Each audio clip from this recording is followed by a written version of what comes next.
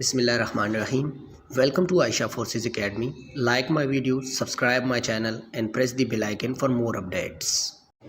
अस्सलामुअलैकुम स्टूडेंट्स, उम्मीद करता हूँ आप तमाम लोग खैरियत से होंगे और बहुत अच्छी ज़िंदगी गुजार रहे होंगे। स्टूडेंट्स, आप लोगों को याद होगा हमारी Pakistan air force aero trade test preparation या एयरमैन टेस्ट प्रिपरेशन चल रही है, जिसमें हम दिन ब दिन वीडियोस अपलोड करते जा रहे हैं। बहुत सारी ऑलमोस्ट हमारी कंप्लीट प्रिपरेशन हो ही चुकी है, बस कुछ और वीडियोज़ डालेंगे हम। जैसे जैसे हमें टाइम मिलता जाएगा हम वीडियोज़ डालते रहेंगे, वरना इतनी ज़्यादा प्रिपरेशन की बहुत ज़्यादा ज़रूरत होती नहीं है। हाँ, लेकिन अगर आप जो मैंने वीडियोस पिछली अपलोड करी हैं उनमें अगर आपको कुछ नहीं समझ आ रहा तो उसकी आप ज़रूर तैयारी करें और कुछ परसेंटेज वाले क्वेश्चंस की प्रैक्टिस भी करें, क्योंकि परसेंटेज वाले भी लाजमी आते हैं। इंशाल्लाह मैं नेक्स्ट वीडियो में मैथ के ज़्यादा क्वेश्चन रखूँगा, जिनमें कोशिश करूँगा परसेंटेज भी समझाऊँ। तो ये इस वीडियो में भी हम कुछ अच्छे अच्छे क्वेश्चन देखेंगे फ़िज़िक्स और इंग्लिश के, तो वीडियो के एंड तक बने रहिए। अच्छा स्टूडेंट, हमारे पास फर्स्ट क्वेश्चन आ रहा है। Question number 1, the equation for the time period of a simple pendulum is dash. अच्छा, टाइम पीरियड की एक इक्वेशन होती है t is equals to 1/f, यानी कि टाइम पीरियड किसके बराबर होता है? रेसिप्रोकल ऑफ फ्रीक्वेंसी के, यानी कि 1/f के। लेकिन दो तरह के टाइम पीरियड होते हैं, एक तो सिंपल वाला जो मैंने समझा दिया 1/f के बराबर, एक होता है simple pendulum. Period time period बताने किसका? सिंपल पेंडुलम था, सिंपल पेंडुलम का। तो इसके अंदर जो ऑप्शन ए है t is equals to 2π√L/g, ये बिल्कुल करेक्ट ऑप्शन है। अच्छा स्टूडेंट, नेक्स्ट क्वेश्चन है question number 2, the time taken by a vibrating body to complete one vibration is called dash. वो टाइम जो कि बॉडी को एक वाइब्रेशन कंप्लीट करवाती है, उस टाइम को हम क्या बोलते हैं? तो नीचे चार ऑप्शन दिए गए हैं। ए पर है टाइम पीरियड, बी पर है फ्रीक्वेंसी, सी पर है एम्पलीट्यूड और डी पर है वेव वेलोसिटी। तो जो करेक्ट ऑप्शन होगा वो हमारा ऑप्शन नंबर ए, यानी कि टाइम पीरियड बिल्कुल करेक्ट होगा। स्टूडेंट, नेक्स्ट क्वेश्चन है question number 3, radio waves, television waves, X rays, heat and light waves are examples of dash waves.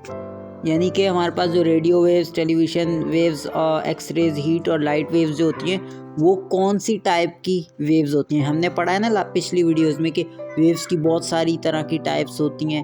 Her type तो नहीं पढ़ी, लेकिन हमने हमें समझ आ गया कि वेव्स की बहुत सारी टाइप्स होती हैं। तो ये जो ऊपर जिक्र किया गया है, radio waves, television waves, X rays, heat और लाइट वेव्स, ये कौन सी टाइप की हैं? तो ये हैं option number B, electromagnetic waves. Mechanical waves नहीं है ये, ना ही ट्रांसवर्स वेव्स हैं, ना ही लॉन्गिट्यूडनल वेव्स है। जो लॉन्गिट्यूडनल वेव्स होती हैं वो हमने लास्ट टाइम पढ़ा था, याद होगा आप लोगों को। जल्दी से मुझे कमेंट्स में बताइएगा लॉन्गिट्यूडनल वेव्स कौन सी वाली जो है हमने पढ़ी थी, कि लॉन्गिट्यूडनल वेव्स किन वेव्स की टाइप्स होती हैं। लाजमी बताइएगा, मैं नहीं बताऊंगा, मुझे तो याद है। आप लोग कमेंट में बताइएगा, मुझे पता तो चले, आप पढ़ते भी हैं घर पे, आपको याद भी रहता है नहीं रहता। तो ये इसका जो ऑप्शन है क्वेश्चन 3 का, ये option number B, electromagnetic waves, बिल्कुल करेक्ट है। नेक्स्ट क्वेश्चन है student question number 4, the ratio of a distance and time is called dash. अच्छा, जो रेशियो होता है किसका रेशियो बोलते हैं? हमेशा डिवाइड करने को एक तरह से रेशियो बोल रहे होते हैं ना, तो ठीक है, समझ गए होंगे। तो डिस्टेंस और टाइम का जो रेशियो है, अगर हम डिस्टेंस को टाइम से डिवाइड कर देते हैं तो हमारे पास क्या चीज़ बनती है, उस चीज़ को हम क्या बोलते हैं जो बनती है? तो चार ऑप्शंस दिए गए हैं, पर है मास, बी पर है वेलोसिटी, सी पर है एक्सेलरेशन और डी पर है मोमेंटम। तो जो करेक्ट ऑप्शन होगा ऑप्शन नंबर बी, वेलोसिटी, हमारे पास बिल्कुल करेक्ट ऑप्शन होगा।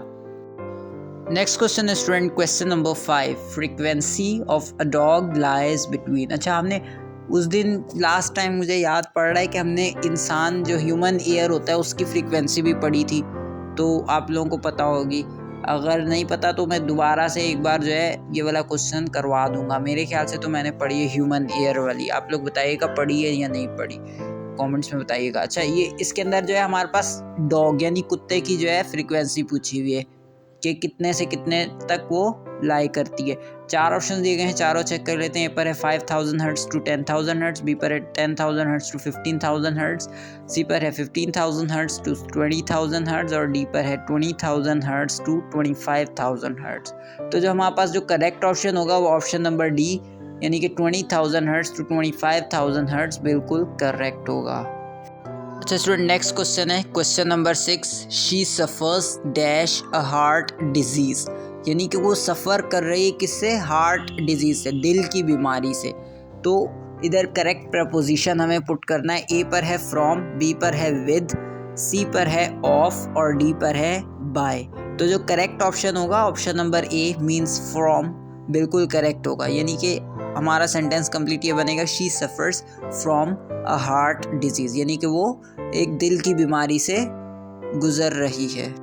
नेक्स्ट क्वेश्चन है student question number 7। The teacher set some homework dash the end of the lesson, यानी कि एक टीचर है जिन्होंने क्या किया, सेट सम होमवर्क, उन्होंने होमवर्क दिया हमें, कब?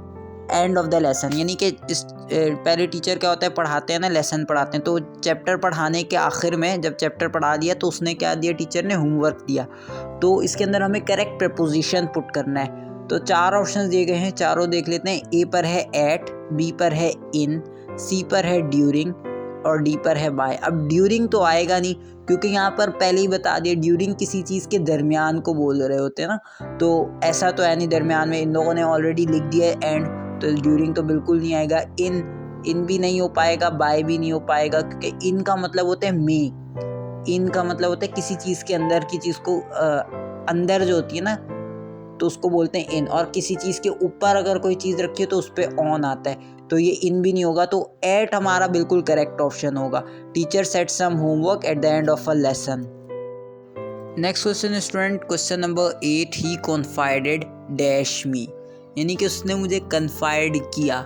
कन्फाइड क्या मतलब, उसने कन्फाइडेड का मतलब होता है किसी को अपना सीक्रेट बताना, कोई राज की बात बताना, तो ये कन्फाइडेड होता है। तो इसके अंदर हमने करेक्ट प्रपोजिशन पुट करना है। ए ऑप्शन पर है टू, बी पर है इन, सी पर है विद और डी पर है ऑन।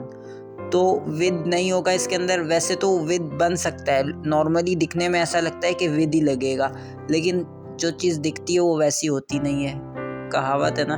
तो इसके अंदर ऑप्शन नंबर बी जो इन है वो बिल्कुल करेक्ट ऑप्शन होगा, इन ही लगाइएगा। ही कन्फाइडेड इन मी, ठीक है, उसने मेरे साथ क्या शेयर किया, एक सीक्रेट शेयर किया है, कॉन्फाइडेड किया, सीक्रेट शेयर किया, ठीक है। तो ऑप्शन बी बिल्कुल करेक्ट होगा। स्टूडेंट नेक्स्ट क्वेश्चन है question number 9। The antonym of ductile is dash, यानी कि डक्टाइल एक वर्ड है, एक वर्ड जिसका हमें अपोजिट बताना है, यानी कि एंटोनियम बताना है। तो 4 ऑप्शन दिए गए हैं, पर है फ्लेक्सिबल, बी पर है स्टिफ और सी पर है मेलेबल और डी पर है ब्रिटल। तो इसका जो करेक्ट ऑप्शन होगा वो जानने से पहले हमें डक्टाइल का मतलब पता करना होगा। डक्टाइल किसी भी ऐसी चीज़ को हम बोलते हैं जो कि एक तरह से जिसको हम उसकी शेप वगैरह को हम चेंज कर सकते हो, उसको उसकी कंपोजिशन को हम चेंज कर सकते हैं। जैसे कॉपर है, मेटल है ना, एक इसकी शेप चेंज हो सकती है। कैसे चेंज हो सकती है? इसको हम पिघलाएंगे, लोहे को पिघलाते हैं हमेशा, मेटल को पिघलाकर हम उसको कुछ भी बना सकते हैं, तो कॉपर को बना सकते हैं। इसी तरह जितने भी मेटल्स होते हैं सारे डक्टाइल होते हैं। तो यहाँ पर डक्टाइल का मतलब ये होता है। अब इसका जो अपोजिट होता है वो होता है स्टिफ, यानी कि ऑप्शन नंबर बी। और स्टिफ ऐसी चीज़ होती है जो कि डक्टाइल नहीं होती, मतलब वो वो किसी और शेप में तब्दील नहीं हो सकती। जैसे हमारे पास होता है मार्बल होता है, मार्बल को अगर हम तोड़ कर कुछ और बनाना चाहेंगे तो कभी भी नहीं होगा, क्योंकि वो पत्थर का होता है। इसी तरह हमारे पास और भी बहुत सारी एग्जांपल्स होती हैं, तो ये ऐसी चीज़ होती है जो कि चेंज नहीं होती। अच्छा स्टूडेंट नेक्स्ट क्वेश्चन है question number 10। The antonym of might is dash, यानी कि माइट एक वर्ड है जिसका हमें एंटोनियम यानी कि अपोजिट बताना है। तो इसका अपोजिट बताने से पहले हमें इसका मीनिंग समझना पड़ेगा। माइट किसी भी थोड़ी चीज़ को बोलते हैं, मतलब कोई चीज़ अगर थोड़ी सी है हमारे पास तो उसको हम बोलेंगे माइट। कोई भी चीज़ थोड़ी सी क्वांटिटी में, जैसे अगर मैं आपको बोलता हूँ जाएं और जाके मेरे लिए माइट क्वांटिटी में शुगर लेके आए, तो आप क्या करेंगे, थोड़ी सी जो है चीनी लेके आ जाएंगे, शुगर लेके आ जाएंगे, ठीक है। तो अब माइट का अपोजिट क्या होता है? ज़्यादा। जाहिर सी बात है, माइट थोड़ा तो अपोजिट ज़्यादा होगा, तो इसका ऑप्शन सी होल बिल्कुल करेक्ट होगा। फ्रेंड्स अगर आपको वीडियो पसंद आई हो तो आप लाइक करें, सब्सक्राइब करें और शेयर भी करें। अगर आपको कोई भी प्रॉब्लम आए तो आप कमेंट करके मुझसे कुछ भी सवाल पूछ सकते हैं। मैं एवरी टाइम आपके लिए रेडी रहूँगा और आपका कमेंट का जवाब दूंगा इंशाल्लाह।